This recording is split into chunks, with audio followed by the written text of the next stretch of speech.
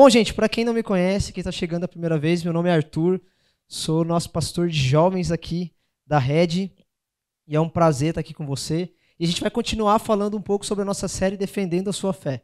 Acho que semana passada o Abner começou e começou muito bem, falando a respeito da fé, de como que a gente deve se posicionar e pensando muito a respeito de defesa da fé. Eu entendo que defesa da fé vai muito além de uma mente cheia de conhecimento, ou pronta para dar todas as respostas, ou saber tudo a respeito da fé, né, ou algo semelhante àquela coisa de filme, né? Deus não está morto, sabe? De você ir lá e enfrentar tudo e todos numa academia para poder então mostrar que você é uma mente brilhante, uma mente pensante, uma mente criativa. A gente cai muito nessa falsa ideia de que defender a nossa fé é calar a boca de muitos.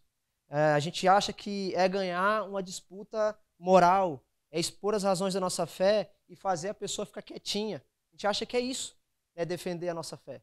Quando, na verdade, defender a nossa fé está muito em direção a eu agir sempre com sabedoria. Agir sempre com entendimento. Então, Deus realmente vai nos chamar a viver de forma sábia. Mas, olhando para a Bíblia, pessoal, eu não vejo de forma alguma Deus nos chamar para um embate acadêmico, um embate ideológico, um embate científico, um embate filosófico. Ele nos chamou para ser parecidos com Ele. Essa é a nossa maior missão, ser parecidos com Jesus. E a gente fica naquela, né? Nossa, Arthur, mas quem vai defender a fé? Quem vai defender a Bíblia? Quem vai defender isso? A Bíblia não precisa de defesa. A Bíblia não precisa de defesa. A Bíblia precisa que você seja autêntico a ela.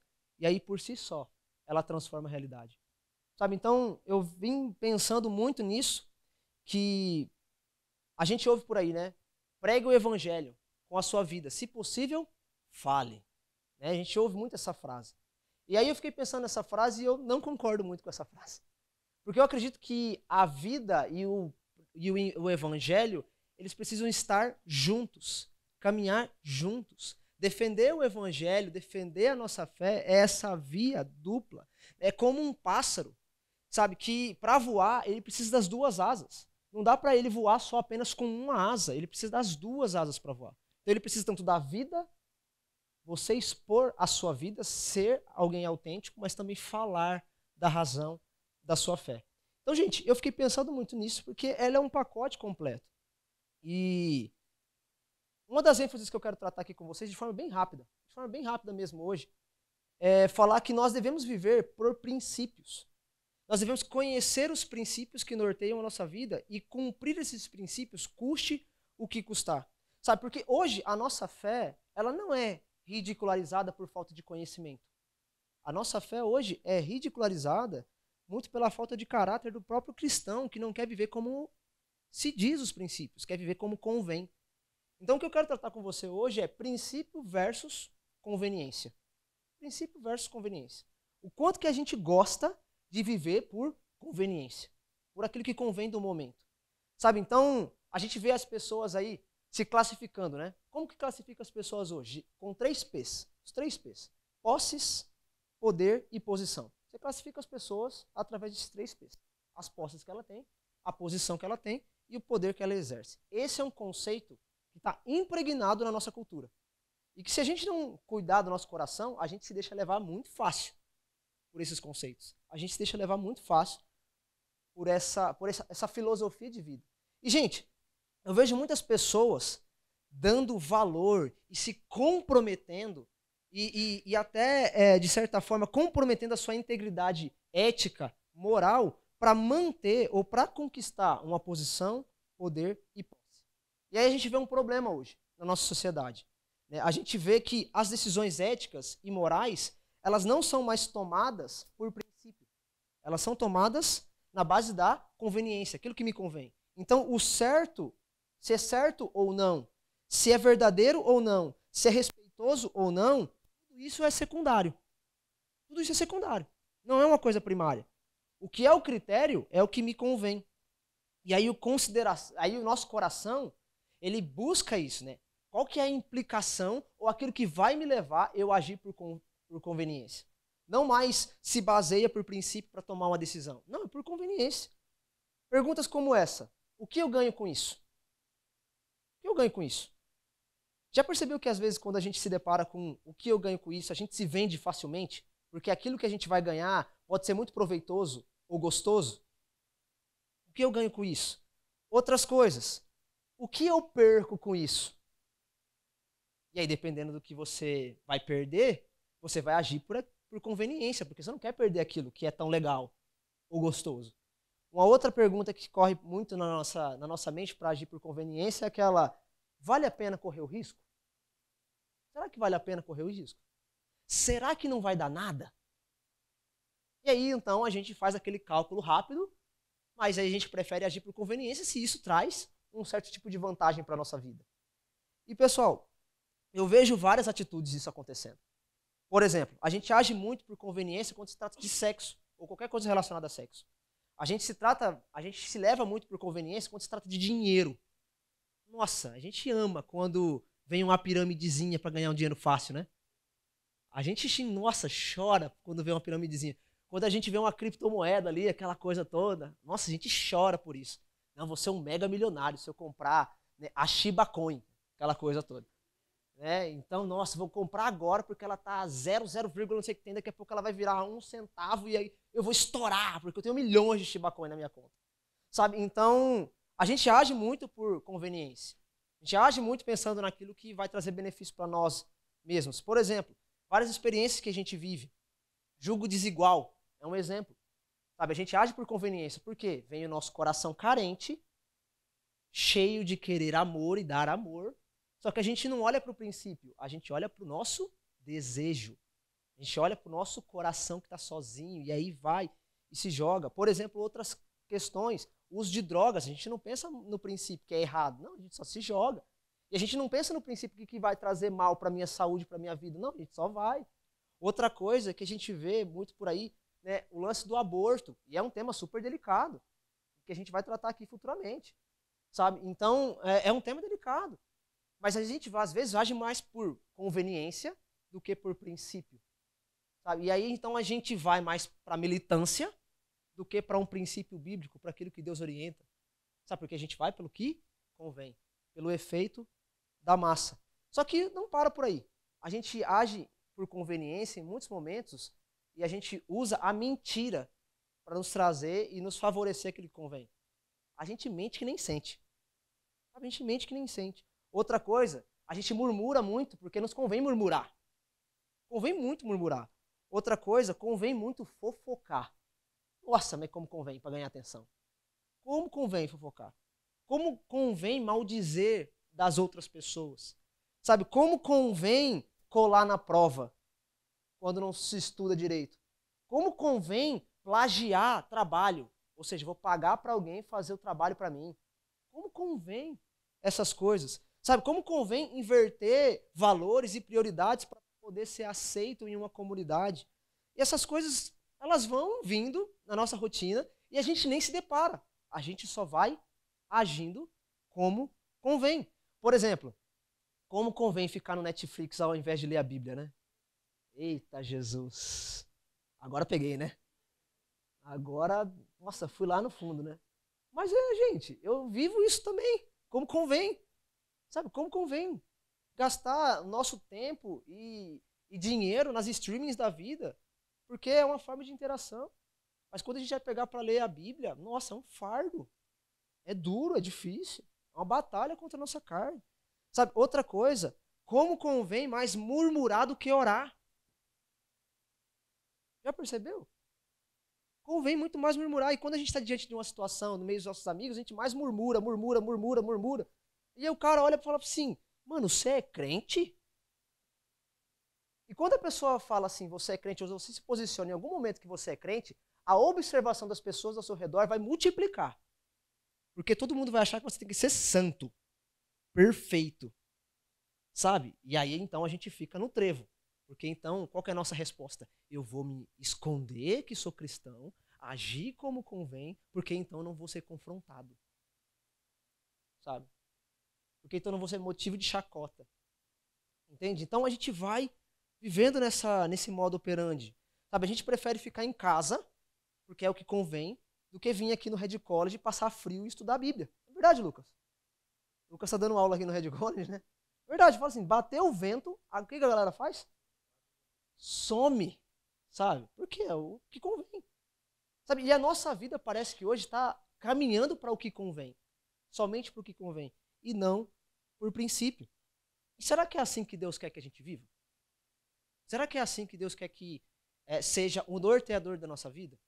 Sabe, eu fiquei pensando muito nessas coisas, porque eu acredito que não. Porque a lógica das pessoas afora é uma lógica fora, totalmente anti-bíblica, anti-Deus. Sabe, aonde a nossa sociedade pensa, ou acredita, ou propaga que Deus não existe, que Deus está morto, que Deus não deve ser levado em consideração, que o que importa é o que o homem pensa, que o que importa é aquilo que você acha. Porque é isso que Protágoras vai dizer. O homem é a medida de todas as coisas. O homem é o centro.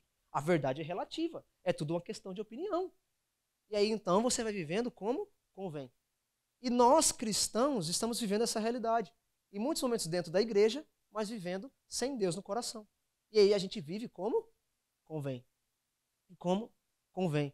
E aí o como convém, às vezes, é vir para a igreja, para a Red, que é uma igreja bacana, e ter ela como um clubinho. Nossa, porque a Red é legal.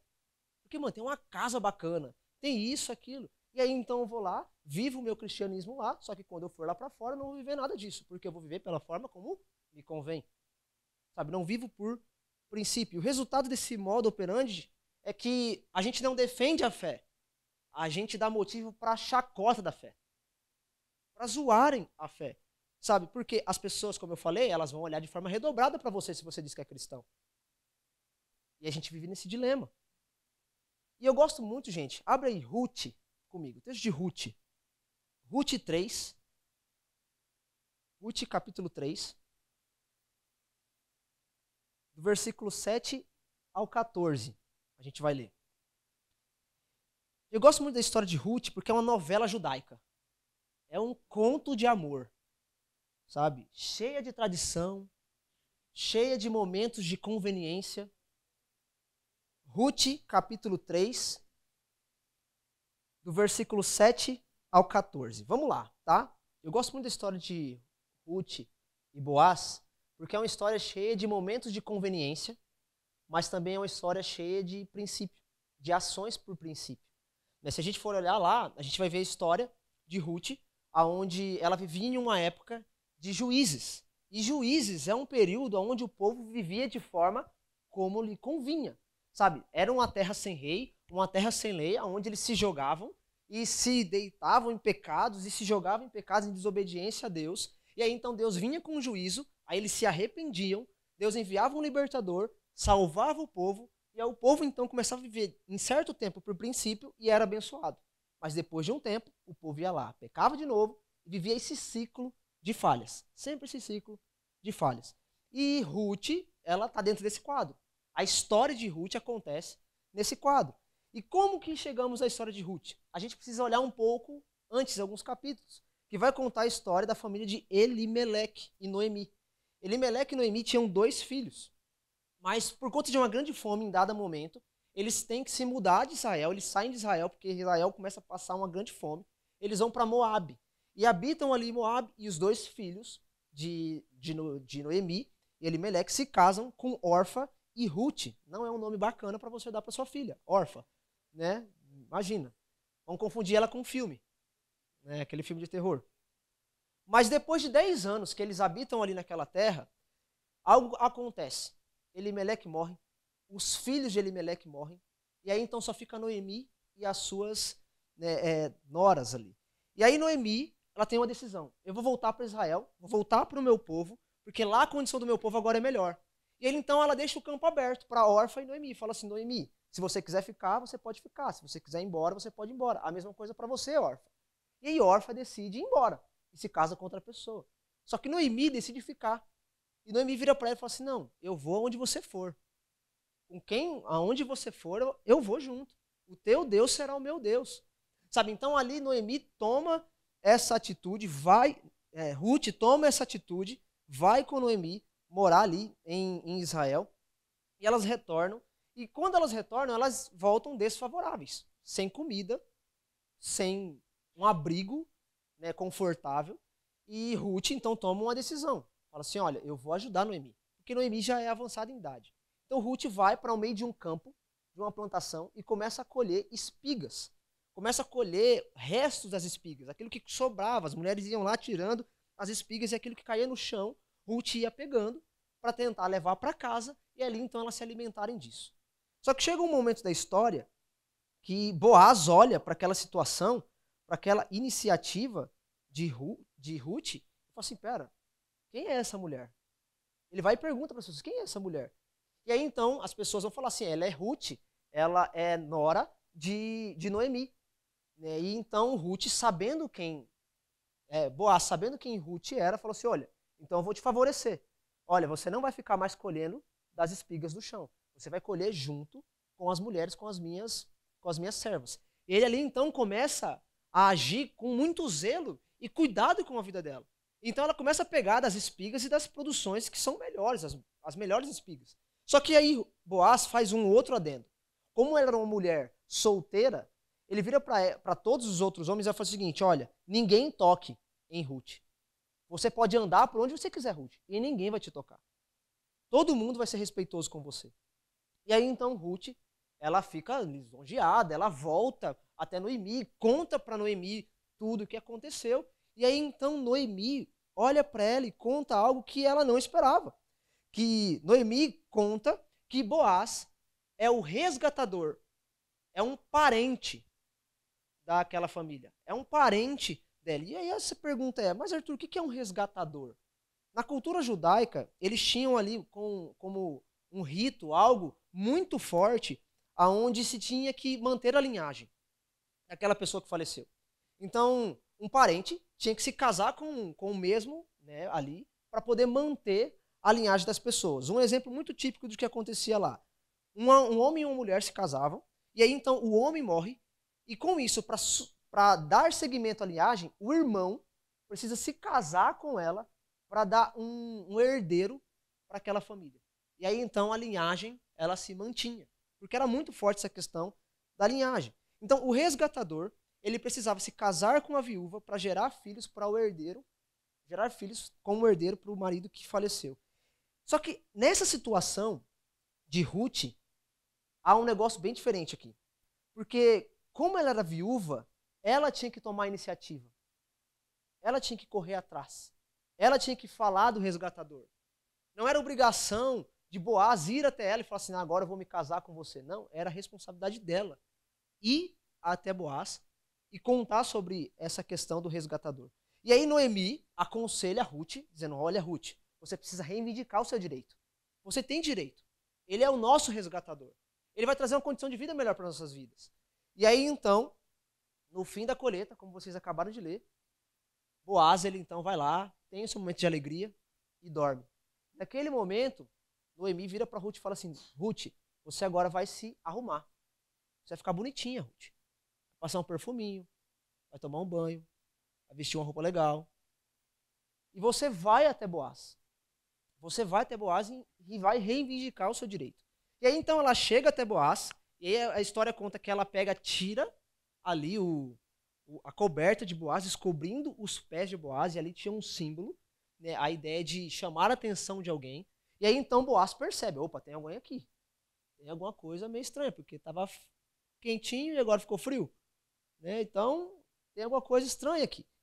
E nisso, né, silenciosamente, ela se aproxima, ela se achega, e aí então ela conversa ali com Boaz. E é interessante que aqui parece que vem um conflito entre o princípio e a conveniência para Boaz. Vem o princípio e a conveniência. Ela explica que Boaz, ele é o resgatador. Ela explica que ele precisa tomar ela em casamento e ali dar seguimento à linhagem. Só que aí Boaz vira para ela e fala o seguinte, olha, não sou eu o primeiro resgatador. Por mais que eu queira muito, não sou eu o primeiro resgatador. Tem alguém que está à frente. Tem alguém que está antes de mim. E eu vou fazer uma promessa com você. Eu vou reivindicar o direito. Eu vou até ele, vou conversar com ele, e aí então vou pedir a permissão para me casar com você. Para dar seguimento à sua linhagem. Só que, Ruth, já é tarde da noite. Se as pessoas virem você saindo agora, você possivelmente pode ser agarrada por alguém. Se as pessoas virem você agora, vão começar a falar mal de você. Então, Ruth, eu quero preservar a tua santidade, eu quero preservar aquilo que vão falar sobre você. Dorme aqui, porque aqui você vai estar seguro. Boaz poderia muito bem agarrar ela, usar ela, descartar depois. Mas o que ele fez? Não, eu vou cuidar de você. Durma aqui. E logo ao amanhecer, a gente vai separar algumas espigas, alguns alimentos para você e você vai levar para casa. E lá você vai ter com a sua nora, com Noemi. E aí então, com a sua sogra, Noemi. E aí então, ela vai embora.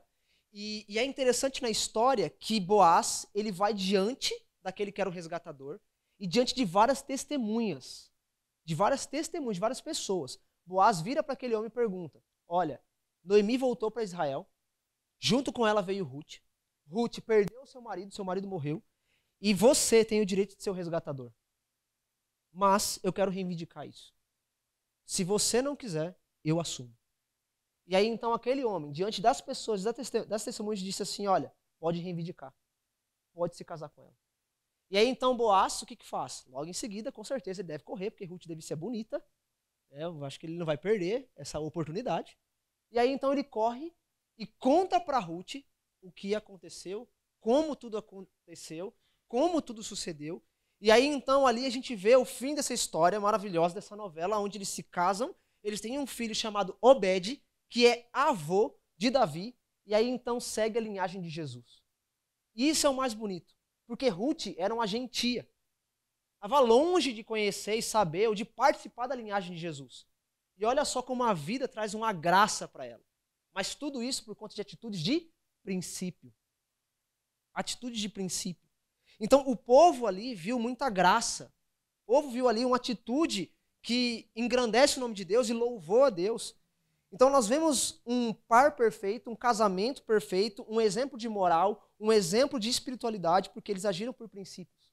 A Bíblia vai falar que Boaz é um homem de honra. A Bíblia vai falar que Boaz é um homem de honra.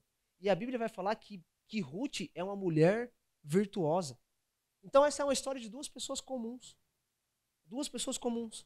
Vivendo em uma sociedade totalmente depravada, mas que agiram por princípios. E no fim da história, Deus foi glorificado. E eles então viveram muitos resultados bons disso, dessa atitude. Então, gente, uma das coisas que eu vejo na Bíblia é a oração do próprio Jesus dizendo assim, ó, eu peço que não os tire do mundo, mas que estejam com eles. Essa é a oração de Jesus para os discípulos. Eu peço que não os tire do mundo, mas que os proteja aonde vocês estiverem. Sabe, e Deus nos deu orientações para protegermos os nossos corações. Deus nos deu orientação para a gente viver, não de forma como convém, mas por princípio, e receber a graça e receber o resultado do princípio, que é a boa, agradável e perfeita vontade dele. Só que, galera, sendo real, quantas vezes a gente age por conveniência e vai para o bar e não age por princípio e acaba sendo deixado levar pelo efeito manada, porque todo mundo está fazendo e a gente vai junto? Quantas vezes a gente age por conveniência e segue conselhos de amigos que vão dar conselhos para vocês de coisas que vocês não devem viver ou experimentar e na hora errada? Quantas vezes a gente age por conveniência e mente no nosso trabalho para a gente poder ganhar moral com o nosso chefe ou ganhar um tipo de cargo? Quantas vezes a gente não faz isso?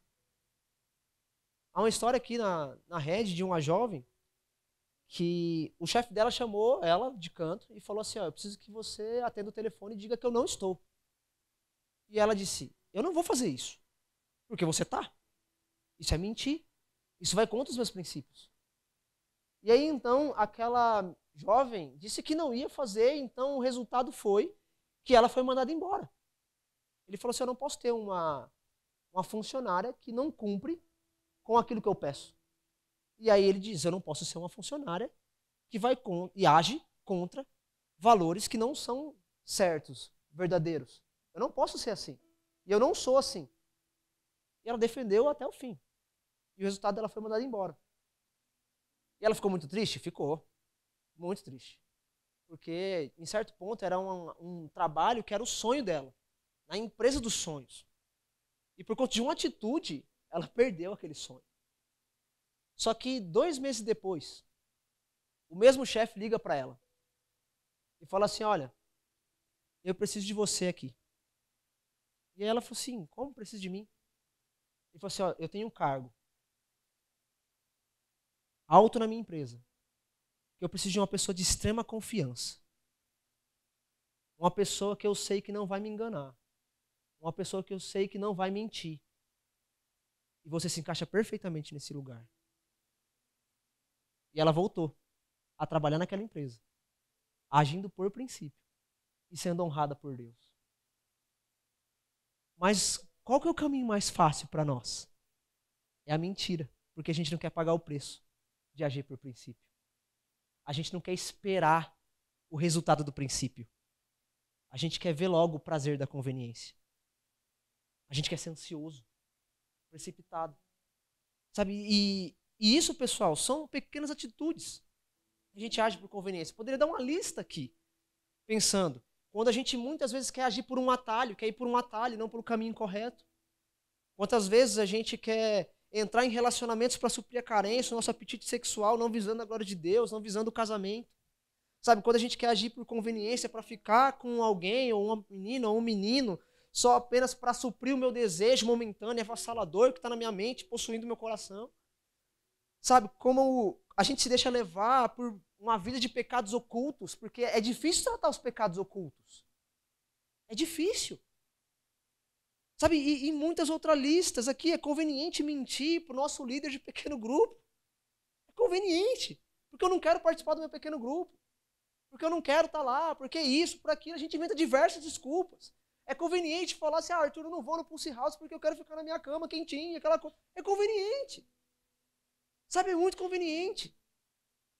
É conveniente a gente se afundar na solidão e aí desencadeando crise de pânico, depressão, ansiedade, ira, porque a gente não quer buscar solução, porque é difícil buscar solução. É difícil agir por princípio. Só que Deus não nos chamou para andar em conveniência, Deus nos chamou para andar por princípios. Então, defender a nossa fé tem muito a ver com viver os princípios, custe o que custar. Viver por princípios. Mas para viver por princípios, a gente precisa caminhar em conhecer o princípio, se relacionar com aquele que é o princípio, aquele que é a vida, aquele que é o caminho, aquele que é a verdade, sabe? Aquele que deu início a tudo, aquele que realmente é o princípio de tudo. Então esse é o nosso convite, pessoal. Se a gente quer defender bem a nossa fé, no meio da sociedade, não dá para viver uma vida como convém. Tem que mudar a chavinha. A gente tem que mudar a chavinha. Então, nosso primeiro pensamento em qualquer tipo de situação é buscar o princípio. E onde a gente encontra o princípio? Aonde a gente encontra uma carta de amor a Deus que nos dá orientação? Aonde a gente encontra os mandamentos de Deus? Aonde a gente encontra o alento de Deus, a direção para as nossas vidas, o farol para as nossas vidas? Aonde? Na Bíblia. Na Bíblia. Totalmente acessível a nós. Porque é a lei de um rei que governa os nossos corações. Então, como a gente diz que Deus é o nosso rei, se a gente não segue os seus princípios? Como a gente diz que Deus é o nosso rei e nosso Senhor, se a gente não segue os seus princípios? Eu acho que está na hora da gente repensar um pouco sobre isso.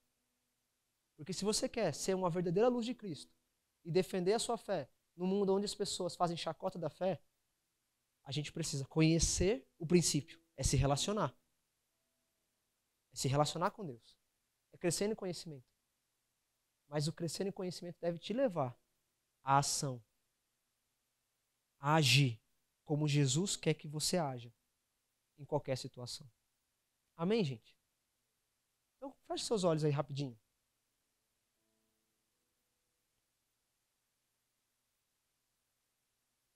A gente está no ano da reforma, do aniversário da Reforma Protestante, no mês da Reforma Protestante, onde a gente comemora mais uma vez o grito da igreja, o grito da igreja, em declarar o que é a fé, em declarar que somente Deus é a glória, em declarar que somente a fé é o meio de salvação, que somente Cristo morreu por nós, que somente a graça é o meio de nos alcançar e de nos transformar. É o grito do conhecimento. Mas esse grito do conhecimento mudou a sociedade, porque o povo então decidiu viver por esses princípios. Somente Jesus, somente Deus a glória, somente a graça, somente a fé. Por esses princípios. Então, somente as Escrituras. Então está na hora de a gente viver por esses princípios. Somente Deus a glória, somente a Ele tudo. Somente a Escritura como princípio de norte da nossa vida, somente Jesus como Salvador das nossas vidas, somente a graça alcançando e transformando, e somente a fé nos fazendo receber tudo isso. E isso, pessoal, pessoas que viveram por esse princípio, mudaram sociedades, mudaram países, mudaram histórias, mudaram famílias, mudaram lares, mudaram faculdades, construíram casas de recuperação, construíram orfanatos, construíram muitas coisas que mudou a sociedade por completo. E se nós somos alcançados hoje, e se nós estamos aqui hoje, foi muito do fruto, do esforço dessas pessoas que decidiram viver por princípio.